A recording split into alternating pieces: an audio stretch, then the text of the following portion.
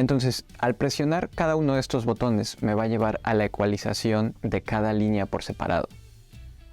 Si presiono el canal 1, que es el de aquí, de hecho el orden va a ser 1, 2, 3 y 4, como una U.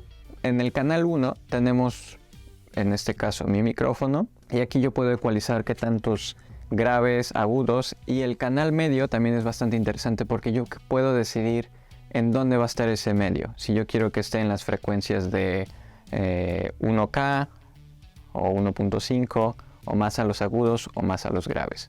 O sea, ese medio es, lo puedo transponer. Y aquí puedo ecualizar mi micrófono.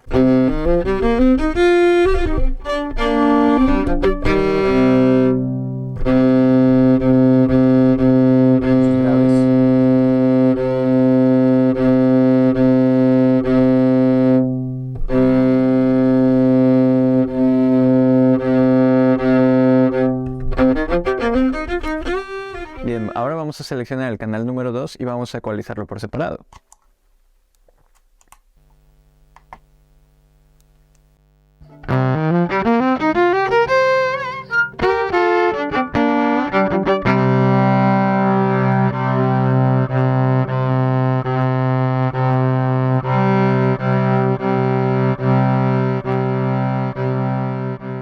Creo que ahí está bien. Vamos a probarlos juntos. Y aquí viene un punto bastante importante. También es algo que me gustó en este pedal. Al presionar nuevamente el botón nos va a llevar a otra página. Primero estamos en el mixer. Si yo presiono nuevamente me va a llevar a otros parámetros que podemos también ajustar. Aquí tenemos un filtro por si es que queremos hacer una especie de high pass. Para que solamente, bueno, cortemos todos los graves para que debajo de la frecuencia, por ejemplo, del 50, pues que ya no pasen. O podemos irlo ajustando. Podemos también cambiar este notch, o sea, para que lo movamos un poco, qué tan lejano queremos este punto, ¿no? En este caso yo lo voy a dejar por separado. Y también la amplitud. Ahora, aquí hay algún punto muy importante. Por defecto viene la polaridad igual. ¿Qué es esto? Para no entrar en muchos detalles, porque no es de esto el video, hay algo importante que es el phase o phasing. Cada vez que vamos a amplificar un instrumento, sobre todo cuando proviene de dos distintas partes. O sea, si estamos amplificando en este caso el violín con un micrófono y una pastilla, o si tuviéramos dos micrófonos a distinta longitud, la señal o el sonido a cada una de estas membranas o a cada uno de los micrófonos va a llegar con una cierta latencia por separado, porque pensemos que aquí sale el sonido de nuestra caja de resonancia y tardará pues alguna, o sea, es mínimo, pero tarda en llegar de aquí a acá. Sin embargo, de la caja o incluso del puente a mi pastilla, el sonido es inmediato. Es más, a la pastilla llega el sonido antes que a mi caja de resonancia porque está en el puente. Entonces, ¿qué puede pasar? Que cuando veamos la curvatura de nuestra curva de sonido, pues puede ser que entonces tengamos un desfase, que es precisamente lo que ayuda también esta función de polaridad. Si lo dejo en igual, vamos a escuchar cómo se oye.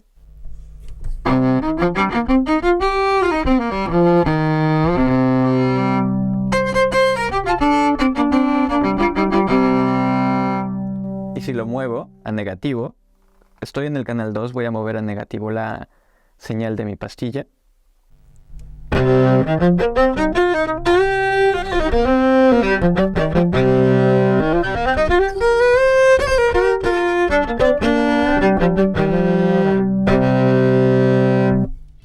Bueno, a mí me gusta, le da un poco de más cuerpo, pero esto ya también es algo que, bueno, a final de cuentas depende de ustedes.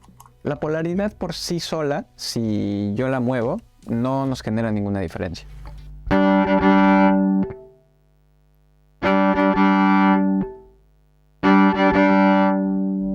La polaridad, bueno, va a tener alguna diferencia en relación al otro micrófono de que también estábamos hablando.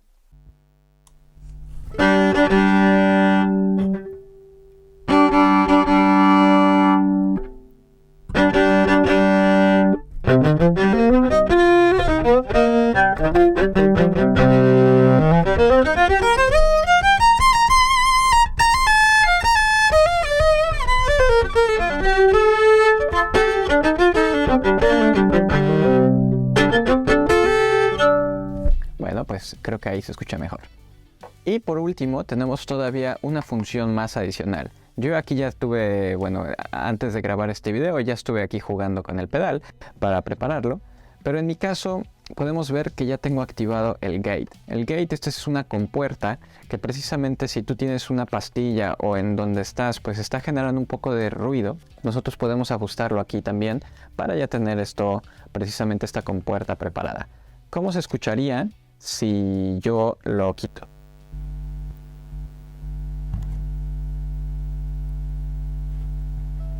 Ahora vamos a activarla. Vamos a encontrar ese punto.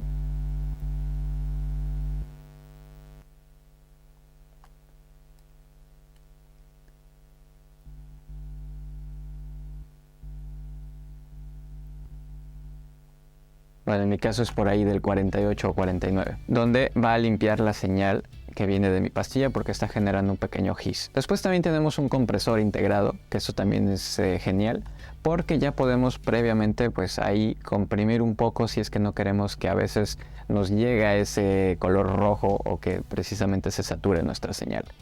Yo ya lo dejé aquí por más o menos en el 15 de mi canal de la pastilla. Vemos cómo se activa. En color verde también está muy bien preparado porque nos muestra en qué momento se está activando y qué tanto está comprimiendo también del sonido.